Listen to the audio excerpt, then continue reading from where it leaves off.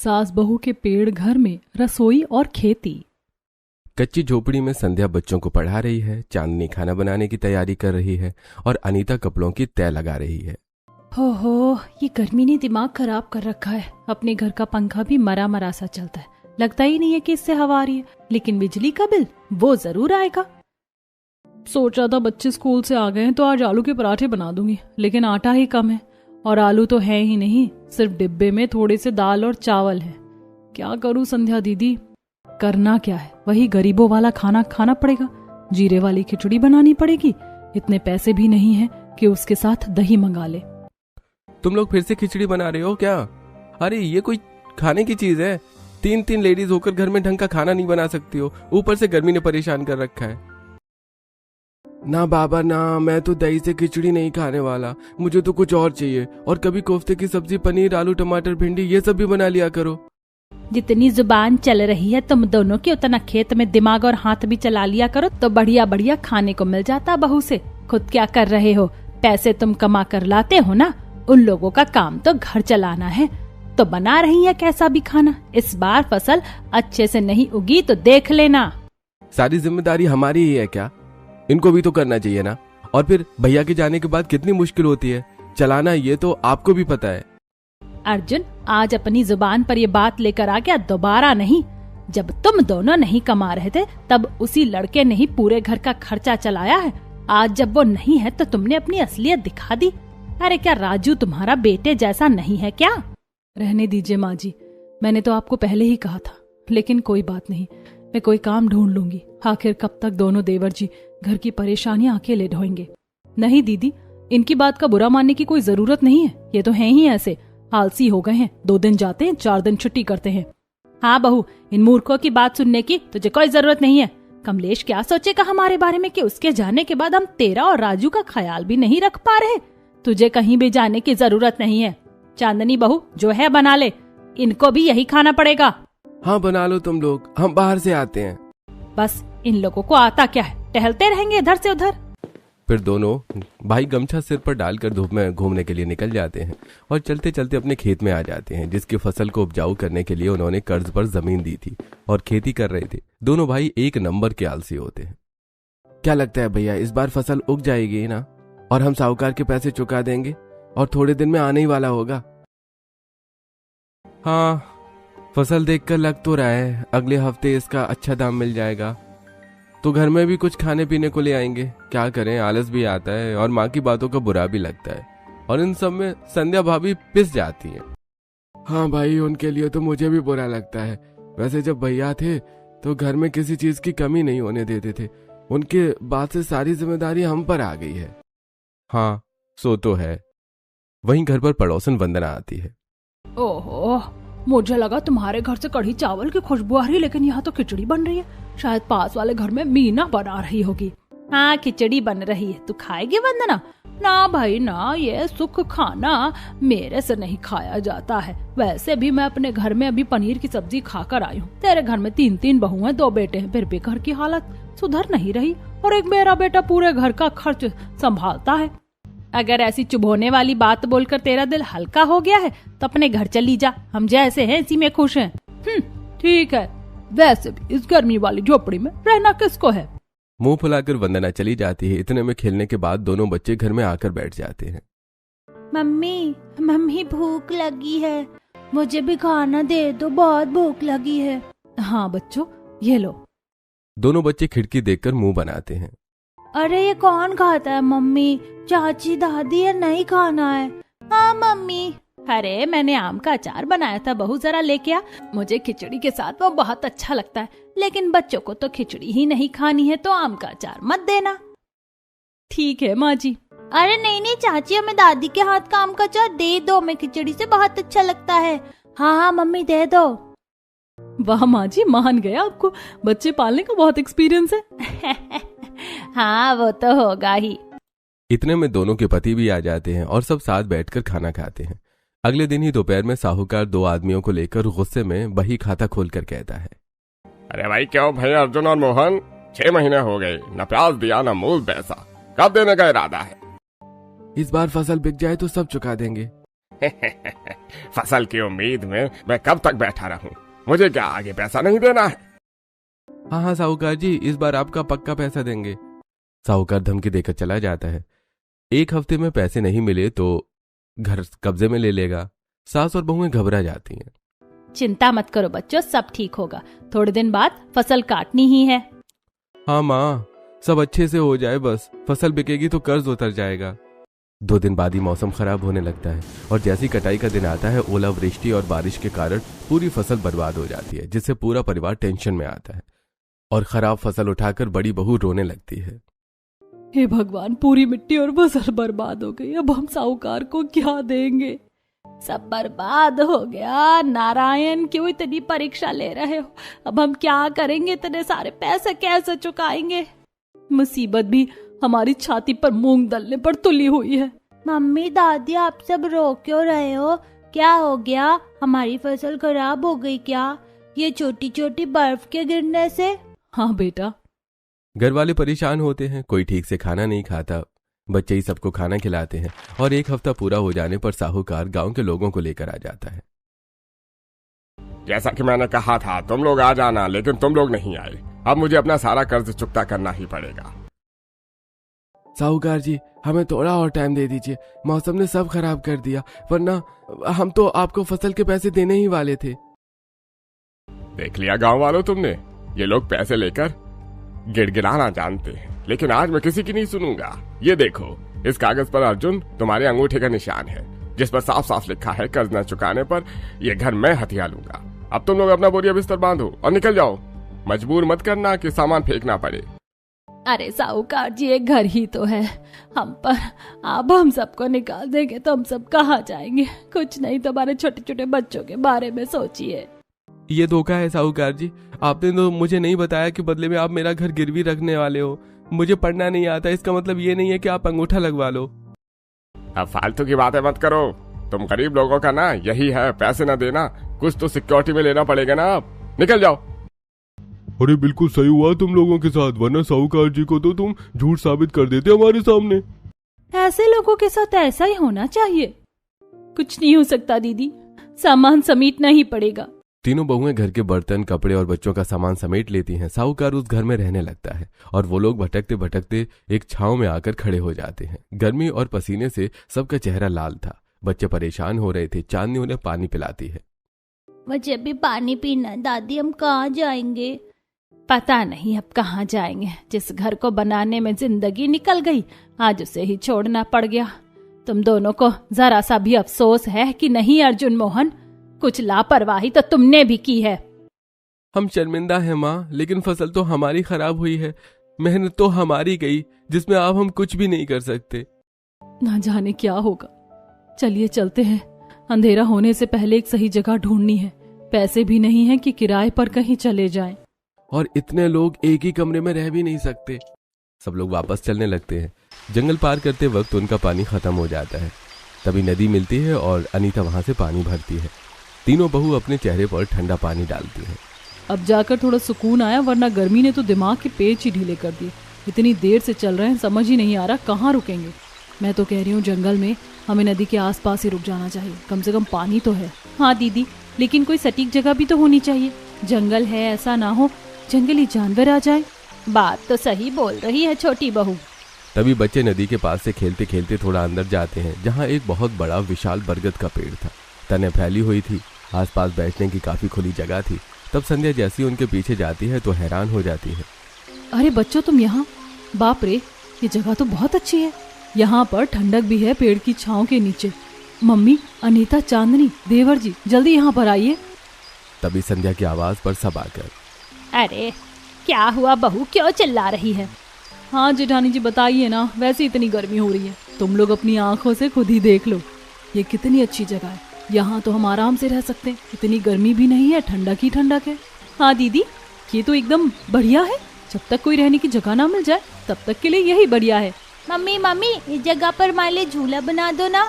हाँ चाची, हमने अपने किताब में देखा था, एक लड़की ऐसे पेड़ पर झूले पर झूलती है, हमें भी झूलना है। ओह बच्चों, तुम कितनी जिद करते हो, लग सकती है तुम्हें। हाँ बच्चों, ये ठीक नहीं है। हे पापा, मुझे तो झूलना है। अरे बेटा, हम सब यहाँ पर है ना, इन बच्चों के लिए झूला बना दे, हमारी निगरानी में झूल लेंगे। हाँ भैया बना दीजिए, मैं रस्सी भी लाई हूँ कपड़े सुखाने वाली, वहाँ से निकाल कर। ठीक है बना देंगे। थोड़ी देर में बच्चों को भूख लगने वाली है, मैं मिट्टी का चूल्हा तैयार कर लेती हूँ, शाम भी होने को है। अजी आप लकड़ी ले आते और थोड़ी घास वगैरह भी। हाँ, सोने का भी इंतजाम करना है। तब तीनों बहू वहां से घास फूस उठाकर बांध लेती हैं और उसी की झाड़ू की तरह इस्तेमाल कर सफाई कर देती हैं। तीसरी बहू मिट्टी का चूल्हा बनाती है और एक बहू मटके में पानी भर लाती है। कुछ देर में खाना तैयार हो जाता है और दोनों पति खाना खाकर लेट जाते हैं। वहीं बहुएं और बच्चे अभी तक खाते हैं। अरे वाह, ये खाना तो बहुत अच्छा है। देखा माँ जी, मामूली से बैंगन आलू की सब्जी के साथ भी बच्चों को चावल पसंद आ गए हैं। सही तो है, हम भी आराम कर लेंगे, लेकिन कमरे की व्यवस्था होती तो सही रहता। मोहन, अर्जुन, ऐसे पसरने से कुछ नहीं होगा। तीनों बहू जब काम कर रही हैं तो तुम्हें भी करना चाहिए ना, लेकिन तुम्हारा आलस जाता ही नहीं है। उसी आलस की वजह से कहीं ना कहीं हम अपने खेत से बिछड़ गए और घर से भी। 2-4 पैसे जोड़ते तो ऐसे वन में भटकना नहीं पड़ता। बस करो माँ, जब देखो हमेशा सुनाती रहती हो। इतनी भी कमी नहीं है, हमें थोड़ी सी लापरवाही हुई है, इसका मतलब ये नहीं अब सुनाती रहोगी। और थोड़ा सा आराम नहीं करेंगे? इतनी देर से थक गए हैं, लकड़ी भी तो लेकर आए हैं। हाँ माँ, कर लेंगे काम। वैसे भी अब तो हमारे पास अपनी खेती का काम भी नहीं है, पता नहीं कैसे घर का खर्चा चलेगा, खाना पीना कोई साधन नहीं है। दोनों भाइयों की बात सुनकर सावित्री चुप हो जाती है और तीनों बहुएं भी आपस में बातें करती हैं। दीदी, मुझे तो चिंता हो रही है, सच में कैसे हमारा खाने पीने का जुगाड़ चलेगा और हमारे पति क्या काम करेंगे? वही तो मुझे भी समझ नहीं आ रहा। वो सब छोड़ो, चींटी आ जाएगी, ये खाना पीना हटा देते हैं। बच्चों ने चावल गिरा दिए हैं, हम भी लेट जाते हैं। बहू बाकी सफाई करके घास वास पर चद्दर डालकर लेट जाती हैं। बच्चे भी सो जाते हैं और दोनों भाई पेड़ के किनारे लकड़ी का चबूतरा बनाकर तैयार कर देते हैं, जिस पर वो दोनों आराम से लेट जाते हैं। रात होती है, शाम का खाना खाकर बहुएं मशाल जला लेती हैं। अब सही रहेगा, रात को कोई जंगली जानवर नहीं आ पाएगा। हाँ दीदी, सुरक्षित सो सकते हैं।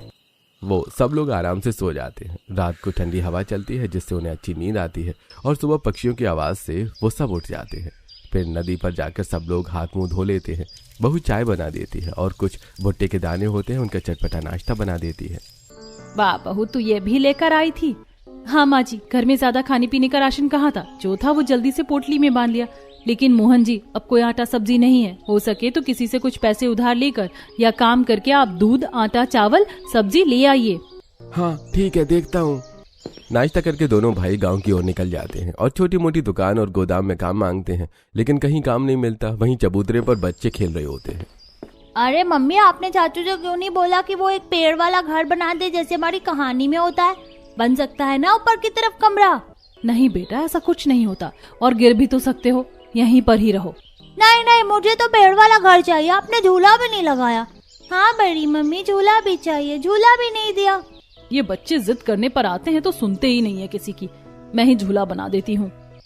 इतना कहकर चांदनी अपनी कोई पुरानी साड़ी लेकर आती है और पेड़ पर बांधकर झूला तैयार कर देती है, जिस पर दोनों भाई बहन बारी बारी से झूलकर मजा लेते हैं। अरे वाह, कितना मजा आ रहा है। अब भैया मेरी बारी। हाँ, तू भी आ जा। इसी तरह दोनों बच्चे झूला झूल कर खुश होते हैं। दोस्तों, क्या आपको लगता है कि दोनों बेटों की बेवकूफी की वजह से उनका घर छिन गया? अपनी राय हमें कमेंट बॉक्स में जरूर दें। 3-4 दिन गुजर जाते हैं, वो लोग आराम से रहते हैं, लेकिन बारिश आने पर उनका मिट्टी का चूल्हा टूट जाता है और आंधी चलने से खाना भी बर्बाद हो जाता है। ओहो, इस आंधी ने तो सब बर्बाद कर दिया। काश हमारे पास कोई ऐसी रसोई होती जहाँ इतना नुकसान नहीं झेलना पड़ता। अगर तिरपाल लगा कर भी कर दें तो कोई फायदा ही नहीं, हवा से सब बर्बाद हो जाना है। अरे बहुत हवा चल रही है, पकड़ो पकड़ो चांदनी, अनीता ये साड़ी उड़ जाएगी। हाँ दीदी, पकड़ रखा है, हमारे पास और भी कपड़े हैं। दरअसल तीनों बहू ने धोकर कपड़े सुखाए होते हैं। आंधी के चक्कर में कपड़ों को पकड़ लेती है। इतने में ही छोटी बहू पीछे होती है। पेड़ के खोखले हिस्से में उसका हाथ फंस जाता है। ये मेरा हाथ कहाँ फंस गया? दीदी, ये पेड़ में इतना बड़ा छेद क्यों है? मौसम थम जाता है। संध्या चांदनी जाकर उसका हाथ निकालती है। शुक्र है दीदी बच गई, लेकिन पेड़ के अंदर इतनी खाली जगह कैसे है? संध्या अपना हाथ उस पेड़ के अंदर डालने की कोशिश करती है तो और चूरा सा गिर जाता है। फिर लालटेन जलाकर अंदर झांकती है। अरे बहू, तू पागल हो गई है क्या? क्या पगलेटी कर रही है? अरे वाह, जो मैं सोच रही थी वही हुआ। संध्या के एकदम चिल्लाने से सास बहू तीनों डर जाती हैं। अरे दीदी, आराम से आराम से, आप तो हार्ट अटैक लाकर मानोगी। क्या हो गया, इतनी खुश क्यों हो? पेड़ के अंदर भूत दिख गया क्या? क्या चांदनी, तुम भी कैसी बातें करती हो। पेड़ के अंदर भूत देखने से मैं खुश होती या तुमको डरा देती। डराया तो आपने हमको अभी भी है, लेकिन बात तो बताओ खुश होने की। बात यह है कि हमें अपनी रसोई अंदर बनाने के लिए एक ऐसी जगह चाहिए थी, वो मिल गई। इस पेड़ के अंदर हम अपनी रसोई बनाएंगे, क्योंकि ये पेड़ अंदर से बहुत खोखला और बड़ा है। और अनीता, तुम ऐसा नहीं करती तो मुझे पता कैसे चलता। चलो आओ इसे साफ करो, अंदर रसोई बनाते हैं अब। ये तो बहुत ही खुशी की बात है दीदी, चलो काम पर लग जाते हैं। ओह, तो ऐसा क्या? अब तीनों बहू मिलकर पेड़ के खोखले हिस्से में अंदर जाती हैं और वहां की सफाई करके कीड़े मकोड़े के जाले हटा देती हैं, कीड़ों के बिल बंद कर देती हैं, सूखे पत्ते निकालती हैं, छोटे छोटे खांचे तैयार करके मसाले की डिबिया रखती है और छोटी बहू फिर से मिट्टी का चूल्हा तैयार कर लेती है। अरे ये क्या हो रहा है? बेटा, पेड़ के घर की सफाई हो रही है। दीदी, ये जगह अंदर से तो बहुत बड़ी है, यहाँ बैठकर खाना भी बन सकता है और बच्चे खा भी सकते हैं, लेकिन लकड़ी का धुआं बाहर कैसे जाएगा? ऐसे तो हमें घुटन हो जाएगी। उसका जुगाड़ भी है मेरे पास, मैं अभी आई। चांदनी बाहर निकलकर आसपास के पेड़ों से बांस का पाइप ढूंढ के लाती है और उसको पाइप के जैसा इस्तेमाल करके चूल्हे के ऊपर वाली जगह पर पेड़ में गड्ढा करके लगा देती है, जिससे कि बाहर की ओर सारा धुआं चला जाए। वाह, आखिर हम तीनों ने मिलकर अपने पेड़ घर की रसोई तैयार कर ली। अब बच्चों के लिए पेड़ घर तैयार करना है। वो भी तुम तीनों मिलकर कर दोगी, मुझे अच्छे से पता है। तीनों बहू अपने पेड़ घर की रसोई में खाना बना रही होती हैं कि जंगल से लकड़ी लेने के लिए पूजा और वंदना निकलते हैं। तब गरीब बहुओं को देखकर, ओहो, तो तुम तीनों बहुएं यहाँ रह रही हो जंगल के अंदर छुपकर? देखो देखो, ये लोग एक पेड़ घर के अंदर रहने वाले हैं, 4 दिन में अकल ठिकाने आ जाएगी। वंदना चाची, डूबते को तिनके का सहारा होता है, हमारे लिए तो ये पूरा पेड़ ही सहारा बन गया। आप हमारी चिंता मत कीजिए, जाइए। हाँ, तो रहेगा भी कौन यहाँ? जंगलों में तो सिर्फ जानवर रहते हैं। ये कहकर दोनों सिर पर लकड़ी लिए निकल जाती हैं। सावित्री को गुस्सा आता है पर बहुएं शांत कर देती हैं। माँ जी, इनकी टेंशन लेने से कुछ नहीं होने वाला, छोड़िए। सही बोला बहू तुमने। अर्जुन और मोहन को एक ढाबे पर काम मिल जाता है, जहां उन्हें थोड़ी बची हुई कच्ची सब्जी और पैसे मिलते हैं और वो यहाँ ले आते हैं। आलू, बैंगन, गोभी को देखकर संध्या पेड़ के अंदर के घर की रसोई में खाना बनाती है और उसके छिलके बरगद के पेड़ के बगल में मिट्टी में दबा देती है। बच्चे भी खेल खेल में वहां पानी डाल देते हैं और जब तेज धूप होती है दोपहर में, तो घर के सभी लोग पेड़ घर की रसोई में बैठकर खाना खाते हैं। अरे वाह, पेड़ के अंदर तुमने रसोई कैसे बना दी? बहुत मेहनत लगी होगी ना इतना खोदने में?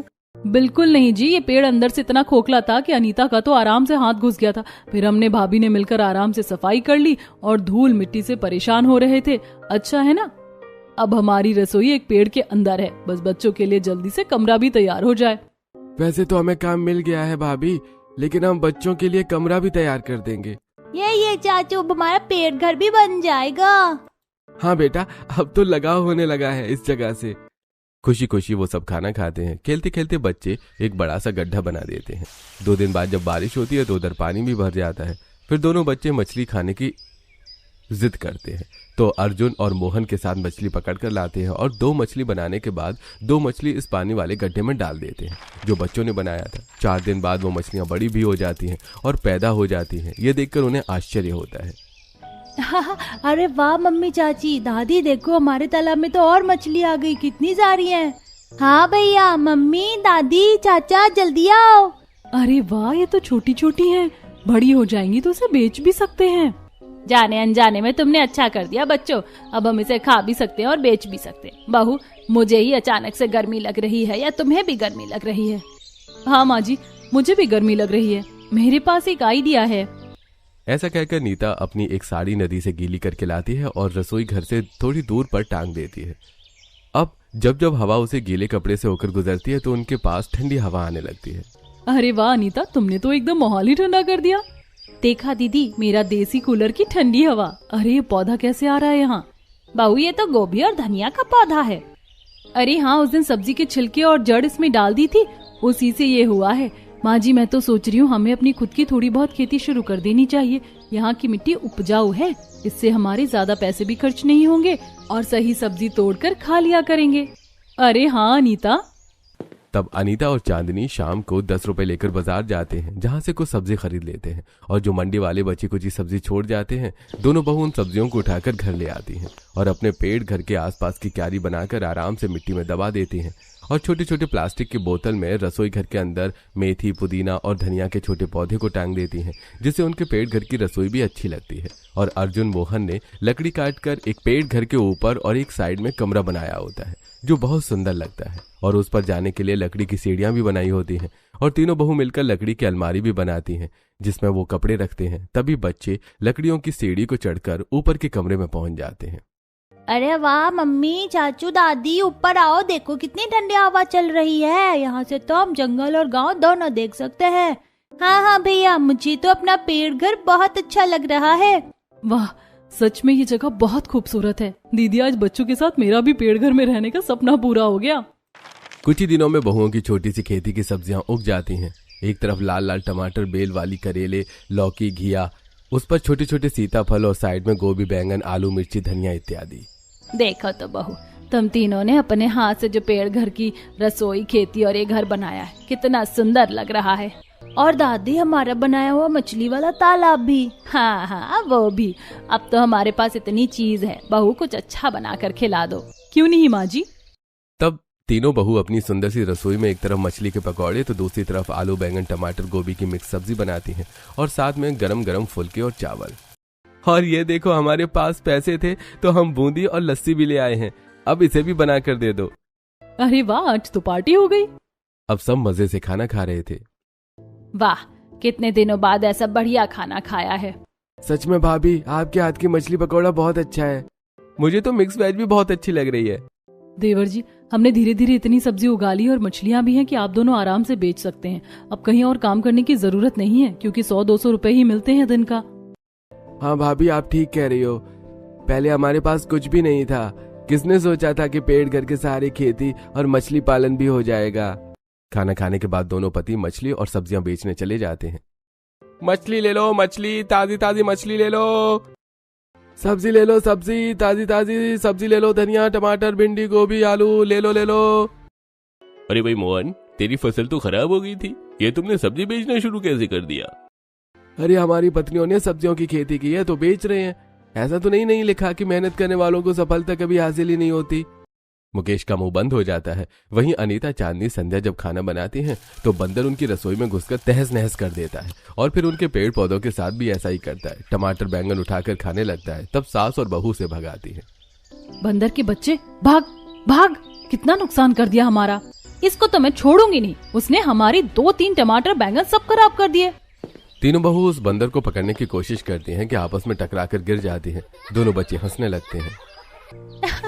अरे मम्मी, चाची, एक दूसरे को नहीं पकड़ना, बंदर को पकड़ना है। हाँ मम्मी, बहुओं, इन बंदरों ने बहुत नुकसान किया है, कुछ करना होगा तुम्हें। सब ठीक करना पड़ेगा दीदी, हमें इस पेड़ घर के चारों तरफ सुरक्षा घेरा बनाना होगा। बंदर भाग जाता है। इतने में तीनों बहू के दिमाग की बत्ती जलती है और वो ढेर सारी लकड़ियां लाकर लगा देती हैं। अब सही, अब कोई बंदर या जंगली जानवर हमारी खेती और रसोई को बर्बाद नहीं कर सकता। दिन गुजरते हैं। अब पेड़, घर और खेती से तीनों बहू खुश थीं और अपना घर चला रही थीं। पति भी कमा रहे थे, लेकिन एक बार आंधी आने से उनके पेड़ घर के कुछ तने वगैरह टूट जाते हैं, जिससे उन्हें मुश्किलों का सामना करना पड़ता है। चबूतरा भी खराब हो जाता है, लेकिन तीनों बहू हार नहीं मानती, फिर से उस जगह को बनाती हैं। एक सुबह मछली अभी उस छोटे तालाब से गायब होती है। तब चांदनी, हाय रब्बा, हमारी इतनी सारी मछलियाँ कहाँ चली गईं? किसी ने चोरी कर ली क्या रात में? हम तो घाटे में आ जाएंगे। आज ये क्या बेचने जाएंगे? अरे परेशान होने वाली कोई बात नहीं है। बच्चों ने एक और गड्ढा बनाया था, शायद वो गड्ढा कमजोर था तो सारी मछलियाँ पानी समेत उधर आ गई हैं। मछलियाँ तो सब मर गई हैं, बदबू आ रही हैं। अब हमें नहीं मछली पालन शुरू करना होगा। ये बीमार होकर मर गईं। आखिर नुकसान हो ही गया। तब तीनों बहुएं एक मजबूत तालाब और साफ सुथरा बनाती हैं और उन मछली को हटाकर नई मछलियां लाती हैं, जिस पर पैदावार बढ़ती है। अब सब कुछ ठीक था। एक दिन एक टूरिस्ट ब्लॉगर जंगल में भटकते भटकते उनके सुंदर से पेड़ घर के पास पहुंचता है और वीडियो बनाने लगता है। अरे वाह, ये जगह तो बहुत खूबसूरत है। It's really nice. क्या आप लोग यहाँ पर रहते हैं? ये सुंदर से पेड़ पौधे और ये घर और सब्जियों का खेत भी आपका ही है? अरे ये मेरी तीनों बहू ने मिलकर अपने हाथ से तैयार किया। और अभी तो तुमने पेड़ घर की रसोई नहीं देखी। मेरी बहू वहाँ खाना बनाती है, देखो। वो ब्लॉगर वीडियो बनाते हुए उनके पेड़ घर की रसोई में जाता है, जो कि बहुत सुंदर थी और खाने की खुशबू से उसकी भूख बढ़ जाती है। अगर आपको बुरा न लगे तो मुझे भी आपके पेट घर की रसोई का खाना मिल सकता है, भूख लग गई है देखकर। हाँ भैया, खा लीजिए, कोफ्ते की सब्जी और भरवा करेला है। तब वो ब्लॉगर वीडियो बनाते हुए ही खाता है। मैंने होटल देखे हैं, ढाबे देखे हैं, लेकिन पेट के अंदर ऐसी रसोई पहली बार देख रहा हूँ। और आपका बनाया मिट्टी के चूल्हे का खाना तो और भी ज्यादा स्वादिष्ट है। शुक्रिया भैया। आपको कोई परेशानी तो नहीं है ना अगर मैं ये वीडियो अपलोड कर दूं? क्या है ना, पूछना जरूरी है। हमें कोई दिक्कत नहीं है भैया। तब वो ब्लॉगर खाना खाकर चला जाता है और उस वीडियो को अपलोड कर देता है। अपलोड करने के बाद बहुत सारे लोग उनके पेड़ घर को देखने आते हैं। अब टूरिस्ट देखने आते हैं तो उनको भूख लगती है। भूख लगने पर तीनों बहू मिलकर खाना बनाने लगती हैं। अपने खेती की सब्जियां तोड़कर रसोई घर में खाना बनाती हैं और वहीं चारपाई पर बिठाकर खिलाती हैं। लोग बहुत ज्यादा खुश हो जाते हैं। इसके उन्हें पैसे भी मिलने लगते हैं। लगता है दीदी भगवान ने हमारी किस्मत चमका दी। इस पेड़ घर में हमें सिर्फ सहारा नहीं दिया, ये तो हमें खेती के साथ रोजगार भी दे रहा है। देखो ना, लोग आ रहे हैं। इसी बीच एक तोता जाकर वहां रहने लगता है। बच्चे उसके साथ खेलते हैं और सावित्री जो भी बोलती हैं तोता वही रिपीट करने लगता है। अरे बच्चों, इस तोते ने हरी मिर्च और टमाटर खा लिए, तुम इसे और मत दो। अरे बच्चों, इस तोते ने हरी मिर्च और टमाटर खा लिए, तुम इसे और मत दो। अरे दादी, तोता आपकी नकल कर रहा है। अरे दादी, ये तो आपकी नकल कर रहा है। अरे ये तो सबकी नकल करता है। तोता हर किसी की नकल उतार कर सभी लोगों को हंसाता रहता है। वहीं दोनों पति भी ज्यादा कस्टमर के लिए अब टेबल कुर्सी लगा देते हैं। लोग वहां आकर खाना खाते हैं। अरे वाह, सच में वीडियो में जैसा देखा था उससे भी कहीं ज्यादा सुंदर लग रहा है आपका पेड़ घर। और ये खेती है, तालाब, ये झूला बहुत अच्छी वाइब दे रहा है। आपके हाथ का खाना भी बहुत अच्छा है। और क्या क्या है? हमारे पास फिश करी, चावल, बैंगन आलू की सब्जी, मिक्स वेज, बिरयानी सब है। ठीक है, आप ले आओ और मुझे कुछ ठंडा भी चाहिए। ठीक है, आप ले आओ और मुझे कुछ ठंडा भी चाहिए। अरे ये कौन बोला? अरे डरिए मत, हमारा मिट्टू बोला। अच्छा, बड़ा प्यारा है। ये बच्चे कहाँ गए? तुम क्या कर रहे हो मछलियों के साथ? बड़ी मम्मी, हम इन्हें दाना दे रही हैं। तभी नीतू 2 मुट्ठी मछलियों का खाना डाल देती है। तब सारी मछली एक जगह पर आकर खाने के लिए उछलने लगती है। तब राजू ताली बजाकर, अरे ये क्या हो गया मछलियों को? कुछ नहीं, आज इनकी शादी थी, मैंने दावत दे दी। सभी लोग हंसने लगते हैं। तभी वंदना आकर, ओहो, तुम्हारा तो अच्छा खासा होटल खुल गया, सही है, अब खुश तो हो गए तुम लोग। जाके पाँव न फटी बिवाई, वो का जाने पीर पर आई। ये सुनकर वंदना उल्टे पांव चली जाती है। तीनों बहू आई कस्टमर को अपने पेड़ घर की रसोई में बिठाकर खाना खिलाती हैं। आसपास खेत होने की वजह से माहौल एकदम ठंडा और खुशनुमा रहता है। इसी तरह उनका काम चलता रहता है। लोग दूर दूर से उनके पेड़ घर के ढाबे का खाना खाने आते हैं। बच्चे स्कूल जाते हैं। आर्थिक स्थिति खत्म हो जाती है। पैसे आने लगते हैं, लेकिन वो अपने इस पेड़ घर में आराम से रहते हैं। लेकिन जब सरकारी वन अधिकारी को उनके बारे में पता चलता है तो वो वहां पर पहुंच जाते हैं। देखिए, वन संरक्षण की तरफ से आपको सूचित किया जाता है कि यहाँ रहना खतरे से खाली नहीं है। नदी पास में होने की वजह से बाढ़ का खतरा भी है और ऐसे सरकारी जगह पर अवैध तरीके से रहना भी गलत है। आपको ये जगह खाली करनी होगी। नहीं अधिकारी जी, ऐसा नहीं हो सकता। ये हमारा घर है, हम इसे कैसे छोड़ सकते? हमारा खेत, हमारा सब कुछ यही है। देखिए, आपको यहाँ से जाने के बाद निराश नहीं होना पड़ेगा। सरकार आपको घर और खेत दोनों देगी जहाँ पर आप ये सब कर पाओ, लेकिन ऐसे रहना खतरे से खाली नहीं है। मन तो नहीं है इस जगह को छोड़ने का, पर क्या कर सकते हैं। तीनों बहू की आंखों में आंसू थे। बच्चे उदास थे, उनका झूला झूलने का भी मन नहीं था। तीनों बहू अपने पेड़ घर की रसोई से चिपक गई हैं। जब हमारा कोई घर नहीं था तब इसी पेड़ ने हमें सहारा दिया था। लेकिन अब हमें जाना होगा। वैसे भी ये कोई पक्की जगह नहीं थी। मिस यू पेड़ घर। 2 दिन बाद सरकारी अधिकारी आ जाते हैं। तब उसे जगह को छोड़ने से पहले वो एक फोटो खींच लेते हैं और नए घर में लेकर आ जाते हैं। यही हमारा पहला घर था। लोग कहते हैं हम पेड़ छोड़ाए, लेकिन सच तो ये है कि वो पेड़ आज भी हमारे दिल में रहता है।